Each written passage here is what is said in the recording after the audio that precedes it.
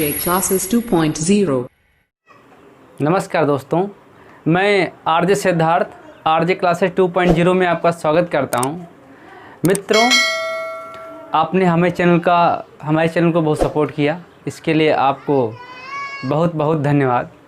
और जितनी हमने आपसे रिक्वेस्ट की थी उससे कई गुना ज़्यादा आपने हमारा सपोर्ट किया है, इसके लिए हम आपको 100 बार थैंक यू बोलते हैं।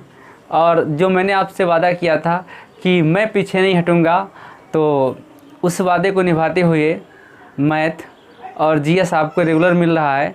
दोस्तों, 15 अगस्त के बाद अब आपको 3 वीडियो मिलेंगे, जिसमें आपका एक कोई सिलेबस चुन लिया जाएगा। उस सिलेबस के अनुसार आपको सारे वीडियो मिलते रहेंगे।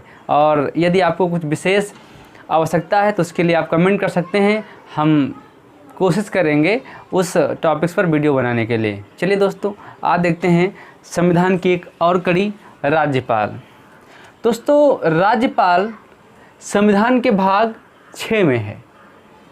संविधान का भाग जो 6 है, इसको राज्यों का संविधान भी कहा जाता है। एक ये पॉइंट दोस्तों एक बार पूछा गया है, तो आप कहीं नोट कर लेंगे। अनुच्छेद 153 से 162 के बीच में है दोस्तों राज्यपाल का वर्णन। राज्यपाल की बात करें तो दोस्तों, राज्यपाल राज्य कार्यपालिका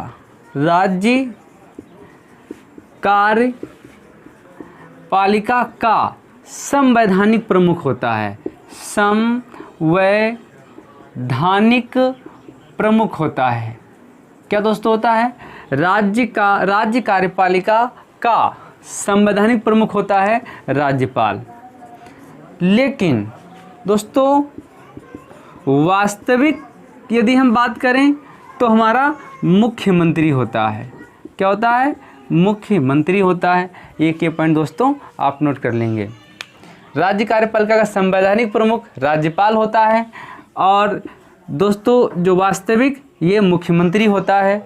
कहने का तात्पर्य है कि शक्तियाँ जो प्रयोग की जाएंगी दोस्तों, उन शक्तियों को मुख्यमंत्री प्रयोग करता है अपने अनुसार। और जितने भी राज्य के कार्य होते हैं वे सारे कार्य राज्यपाल के नाम से होते हैं। एक ये दोस्तों पॉइंट नोट कर लेंगे। यदि हम इसी में बात करें तो राज्यपाल को सहायता देने के लिए एक मंत्रिपरिषद होती है। दोस्तों, राज्यपाल को सहायता देने के लिए एक मंत्रिपरिषद होती है। दोस्तों, मंत्रि परिषद होती है जिसका प्रमुख मुख्यमंत्री होता है। एक पॉइंट दोस्तों। इसके बाद जो मंत्रिपरिषद है, यही विधानसभा के प्रति सामूहिक रूप से उत्तरदायी है। आपको कुछ याद आ रहा होगा जब मैंने लोकसभा पढ़ाया था और जब मैंने आपको राष्ट्रपति पढ़ाया होगा। जो स्थिति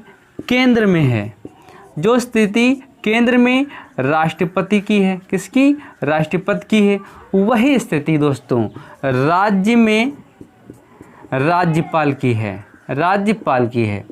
जिस तरीके से लोकसभा में दोस्तों मंत्रिपरिषद लोकसभा के प्रति उत्तरदायी होती है केंद्र में, वैसे राज्य में मंत्रिपरिषद विधानसभा के प्रति उत्तरदायी होती है। एक दोस्तों पॉइंट नोट कर लेंगे। यदि आप लोकसभा को अच्छे तरीके से पढ़ चुके हैं तो आप विधानसभा को बहुत आसानी से पढ़ लेंगे। यदि आप राष्ट्रपति को बहुत अच्छे से पढ़ चुके हैं तो आप राज्यपाल को भी बहुत अच्छे से पढ़ लेंगे। तो ज़्यादा कोई अंतर नहीं है। यदि आप पहले के वीडियो हमारे बहुत अच्छे से देखे हैं, लोकसभा, राज्यसभा, विधान और संसद पूरी आप पढ़ चुके हैं, तो विधानसभा को भी आसानी से पढ़ लेंगे दोस्तों। अनुच्छेद 153 में कहा गया है कि प्रत्येक राज्य के लिए एक राज्यपाल होगा। प्रत्येक राज्य के लिए दोस्तों एक राज्यपाल होगा। अनुच्छेद 153 में कहा गया है। लेकिन 7वें संविधान संशोधन के द्वारा दोस्तों 7वें संविधान संशोधन 1956 के द्वारा ये कहा गया है कि एक व्यक्ति 2 या 2 से अधिक राज्यों के लिए राज्यपाल हो सकता है। एक ये पॉइंट दोस्तों नोट कर लेंगे। यदि मैं बात करूं तो वर्तमान में आनंदीबेन पटेल उत्तर प्रदेश की राज्यपाल हैं, तो उत्तर प्रदेश के साथ साथ में ये मध्य प्रदेश की भी राज्यपाल हैं। ऐसे बहुत सारे राज्यपाल आपको मिल जाएंगे किताबों में जो एक साथ कई राज्यों के राज्यपाल रहे हैं। चलिए दोस्तों, यदि हम बात करें राज्यपाल की नियुक्ति की, राज्यपाल की नियुक्ति की बात करें तो अनुच्छेद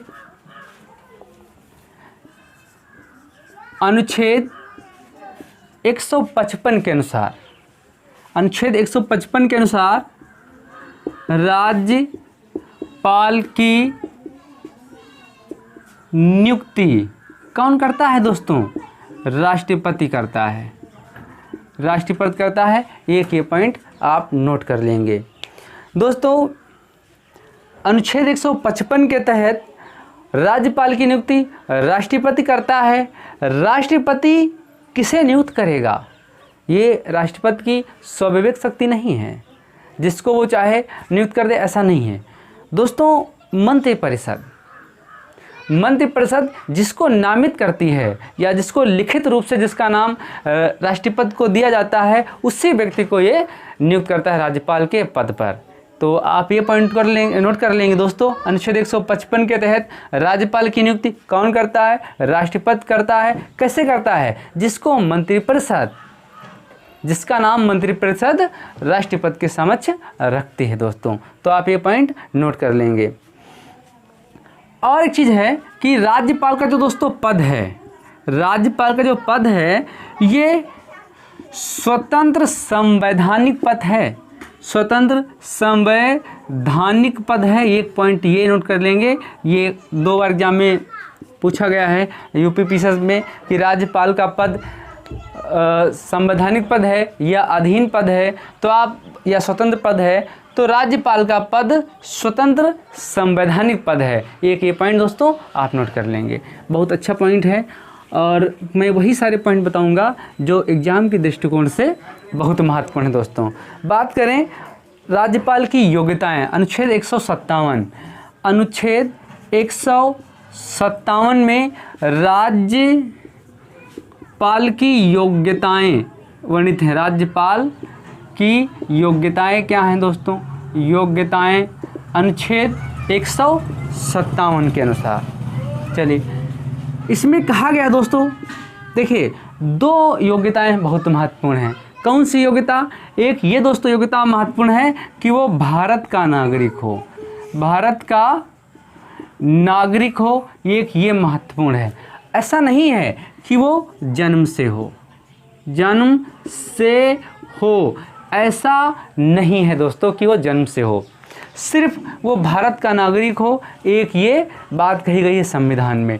अब आपके मन में आ रहा होगा, क्या कोई विदेशी भी बन सकता है? हाँ, बन सकता है। क्या ऐसा कभी हुआ है? नहीं। मैं बात करूं तो दोस्तों मैं बार बार कहता हूं कि ये भारत का नागरिक हो, ये शब्द इसलिए कहा गया है दोस्तों क्योंकि नेपाल और भूटान 2 ऐसे देश हैं जिनके नागरिक भारत में बहुत सारी सरकारी सेवाओं में अपना योगदान दे रहे हैं दोस्तों। दूसरा आयु, दूसरा है आयु 35 वर्ष पूर्ण कर चुका हो। एक ये पॉइंट, आयु 35 वर्ष पूर्ण कर चुका हो। दूसरा पॉइंट, हाँ दूसरा पॉइंट भी है।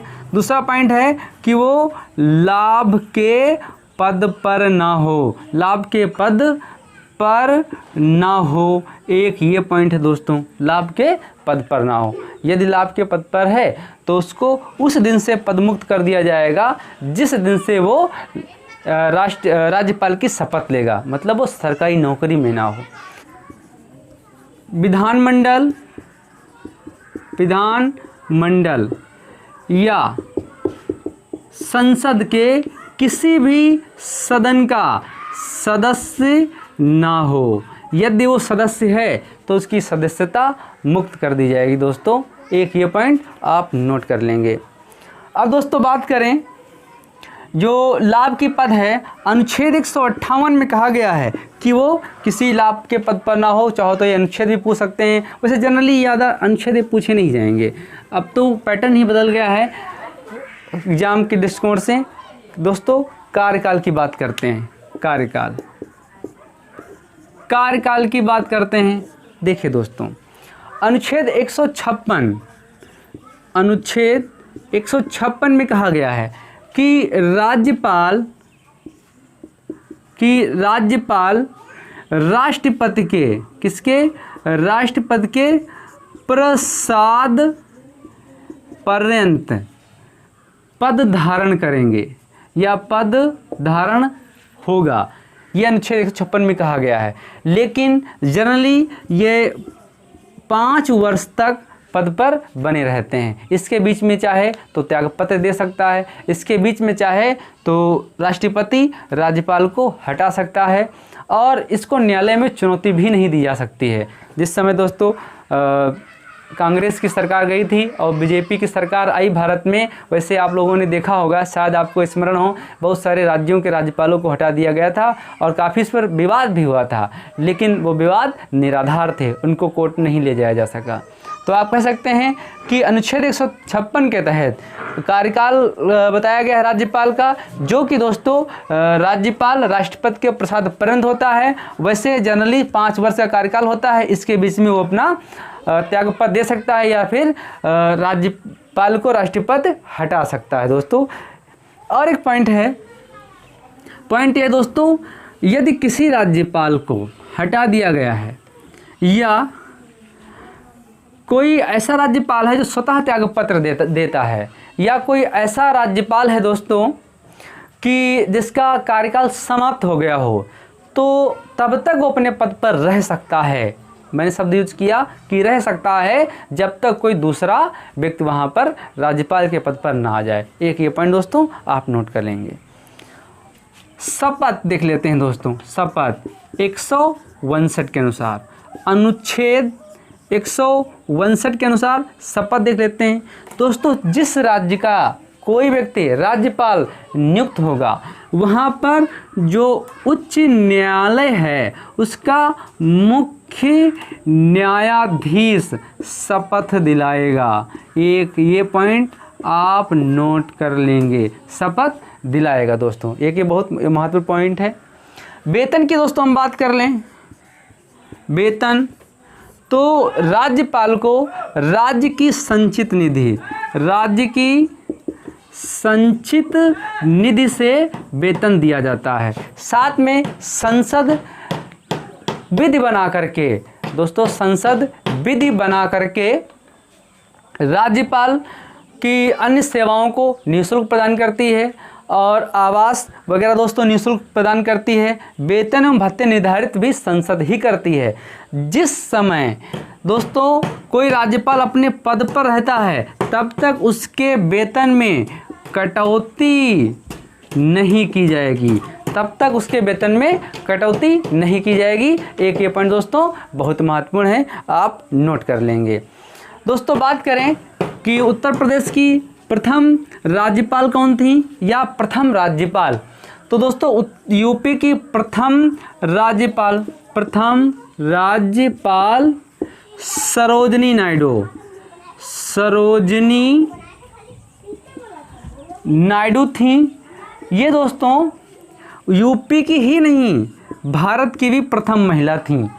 किसी राज्य की प्रथम महिला सरोजनी नायडू, और उत्तर प्रदेश की प्रथम महिला और प्रथम राज्यपाल भी सरोजनी नायडू ही थी। एक नोट कर लेंगे। सरोजनी नायडू का दोस्तों एक कथन बहुत अच्छा याद आ रहा है, ये दोस्तों पूछा भी गया है। सरोजनी नायडू ने कहा है, राज्यपाल वह चिड़िया है जो किसी सोने के पिंजरे में कैद रहती है।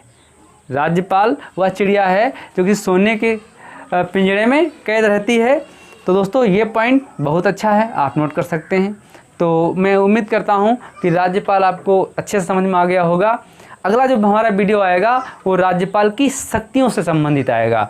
दोस्तों आप पढ़िए, एंजॉय करिए, और मैं आपसे आशा करता हूं कि आप इसी तरीके से दोस्तों अपना प्यार दिखाते रहेंगे और मेरे चैनल को सपोर्ट करते रहेंगे।